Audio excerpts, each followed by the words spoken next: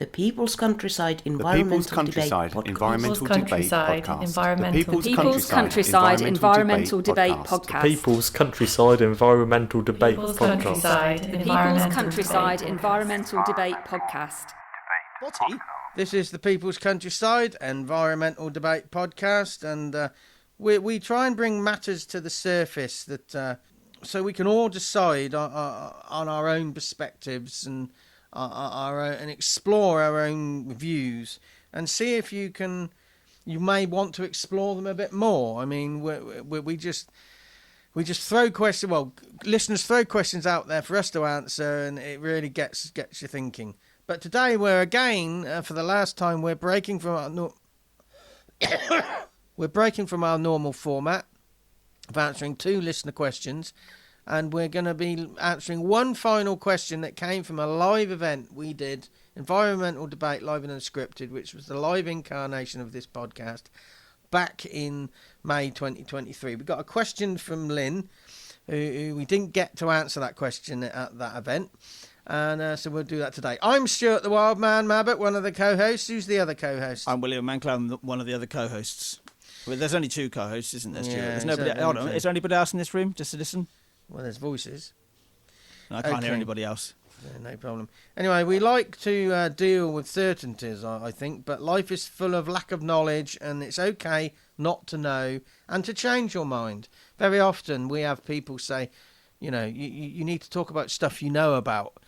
Be experts. Be the go-to experts. No, we're the go-to people who are willing to explore tough things cold. We don't see these questions until we press play. So we're exploring our own psyche, our own biases, our own abilities, where our lack of knowledge comes in, and then we might invite a guest to explore it further on. I will expand on that further as well, saying that everything that Stuart and I do together, whether it's a workshop, a talk or a podcast, or whatever it is, it often is just to get you thinking. So we do a talk called Wildlife in Everyday Gardens, and there's 10 challenges in that talk. We don't teach. We don't teach. We just throw challenges out. We give information at the same time, but we get people to challenge their assumptions about gardening in particular in that particular talk. So we like showing localised actions to help the quality of life in the environment wherever you may be in the world. And we always try and remind people that we're all custodians of the little piece of the environment where we are, whatever that environment might look like. Anyway, if anybody wants to send a question in for our main episodes for us to conversate around, how can they do that, William? The best way to do it is send an email to thepeoplescountryside@gmail.com, but you can always send us any message via social media as well. These conversations are meandering, roaming and nomadic. They're very rarely a debate, but because William and I agree on a lot of things. But that said, no matter what questions are sent in, there are 6 main headings that every question seems to come under, and that's sustainability, philosophy, climate, human condition, social justice, and philosophy, nature. He never remembers. Anyway, so the question we're going to you totally didn't have those written in front of you, did you? That was I don't. All from the top of your head. Exactly.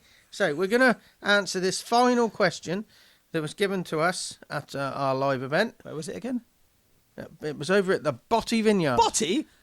Oh, can we just say what we did that for? Yeah. We went to a talk with one of our listeners, Headley Thorne, and over in Marcham a few months ago. He has trouble with the birds. And sweat, as I noticed. Anyway, and there was an event. The group he was giving a talk to, I think they were having their AGM over at the local vineyard called Bothy Vineyard. Anyway, the chair wrongly pronounced it, said that the AGM's going to be at the Bothy Vineyard, and then 2 or 3 people indignantly sat up and went, Bothy? So we got a catchphrase out of that.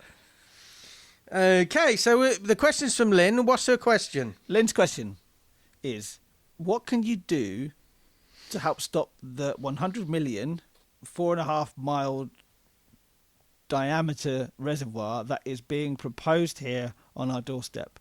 The destruction to the environment will be irreversible.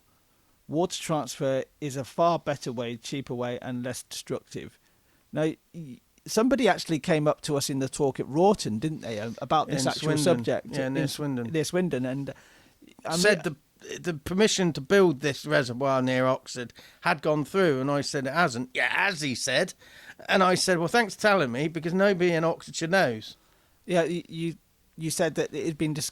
I remember your answer to that, or your answer to what he'd asked, or what he said, was that had been talked about for about 20 years, and if not 30. Nothing's changed. This reservoir being referred to is a reservoir that is designed to store water to move over to London, because they need water supplies. And basically the bottom of that reservoir will be at ground level, so there'll be massive banks built, probably about the high as an electric pylon, all the way around it, so there'll be no views. Now, if anybody knows, I think it's junction 26 on the M60 around Manchester, near Audenshaw Reservoir. It's a massive reservoir, but you've got these huge banks, and you have no idea what's the grass banks. You don't know what's behind them, and it's going to be like that. You get the same round on the M25. Yeah. Between around about Heathrow Airport. Yeah. Exactly the same thing. Yeah. And some of those are hiding landfill sites as well. Anyway, what gives it away is you get all these seagulls flying around, and you think, yeah, there's a load of muck behind that pile. Anyway, what can you do? Well, just keep working as a community, have a cohesive argument, a cohesive plan, a cohesive campaign, engage as many people as you want.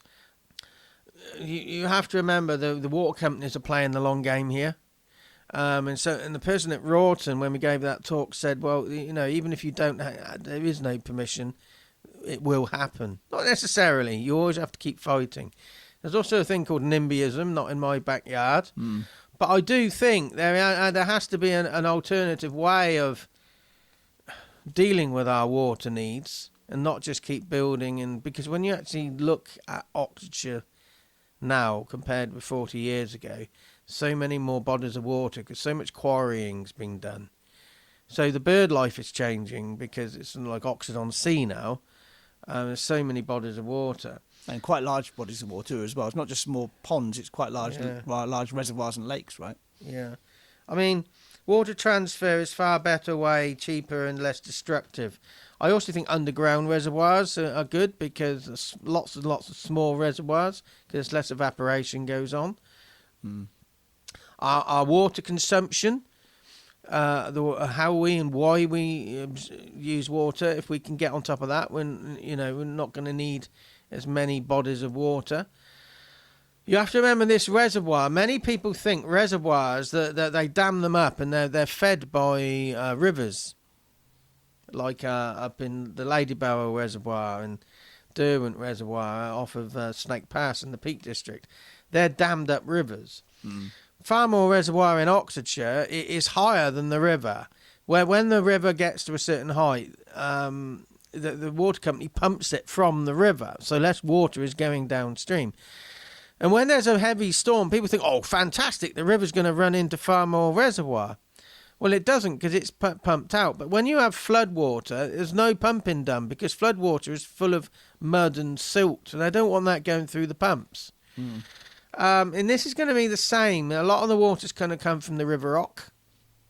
It's very wet ground, and the planning, the plans are saying, oh, it's poor agricultural land. It's got very little promise for nature, so it's okay. That's a distorted truth, a distorted reality. It's always been productive land. It's always been good for as a good bird watcher called Jim Dunford, I think his name is.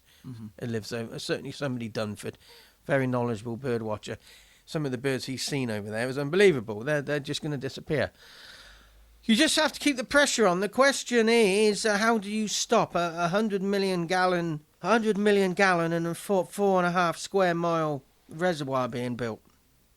You have to have a cohesive argument and work as a community and just keep going. Just keep going. That could still lead to the reservoir being built, though. Right. Yeah, and but it's absolutely. It doesn't necessarily mean it's going to stop it, but you have a say in what it looks like, how it works, the ethics behind it, maybe. But you have to just keep trying. And, you can't give up, because otherwise it will just happen. Yeah. You touched upon NIMBYism as well. So, what factors does that play into our fears of change? I suppose. Does that? I think that's what NIMBYism often comes down to. Often, yeah. But it's sort of like, this is a large-scale project, and I know people who have teased the water company, Thames Water. It's actually currently since 2005, it's an Australian-owned company.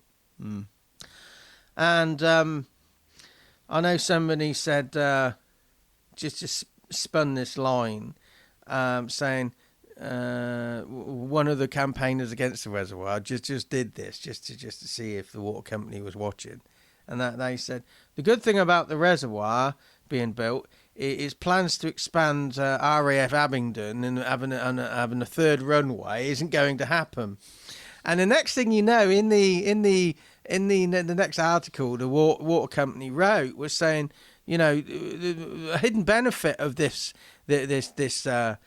new reservoir is there's no way of it building a third runway, which locals have concerns about.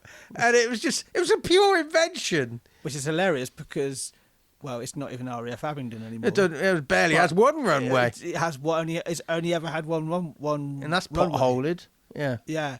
I don't know if they use it as runway anymore. No, I don't think so. So they were tapping into the of course the third runway idea at Heathrow Airport, I would imagine. Yeah, so you have to be, you can disrupt. Be creative, I suppose. Be creative with your direct action. So that's my advice. Do we have any actions for this? I have one. Well, my action is just read up about it. It's a reservoir that's going to impact on Marcham, Drayton, Steventon, Abingdon, Thrillford Heath. Just have a look. And the local MPs are supporting the locals. This has been going on. This has been going on almost as long as the Glossop bypass off the M57. That bypass that's up in the Peak District. That bypass has been spoken about for the last 45 years, and there are signs up saying I think it's called I can't remember. There was this particular roundabout, and I saw some signs, and I said to a local, there's a bypass being built. She said, no, those signs are 40-odd years old, she said. And but if the locals up there to stop putting pressure on, that's going to be built. Exactly.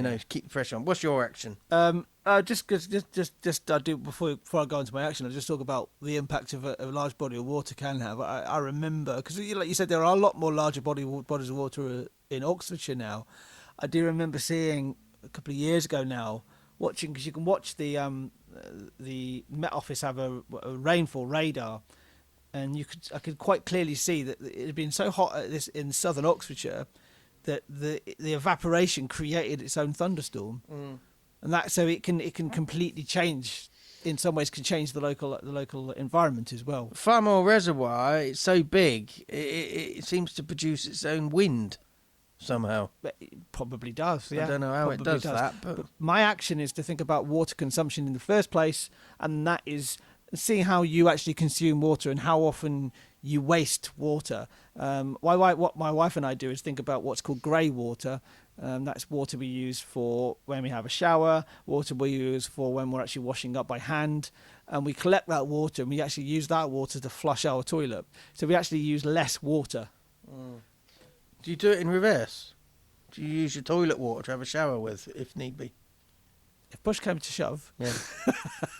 I don't know if you push or shove, I don't know. Anyway, what you do in the bathroom's up to you. Anyway, we're going back to our regular output in the next episode. Yes. With 2 questions from you listeners have been sending in. Hopefully by then we'd have passed 20 listener questions lined up. So join us then for another episode of the People's Countryside Environmental Debate podcast. There'll be slightly longer episodes when we have 2 questions generally. I've been Stuart the Wild Man Mabbott, and he's been I've been William Ankler, and thank you so much for listening in to today's episode.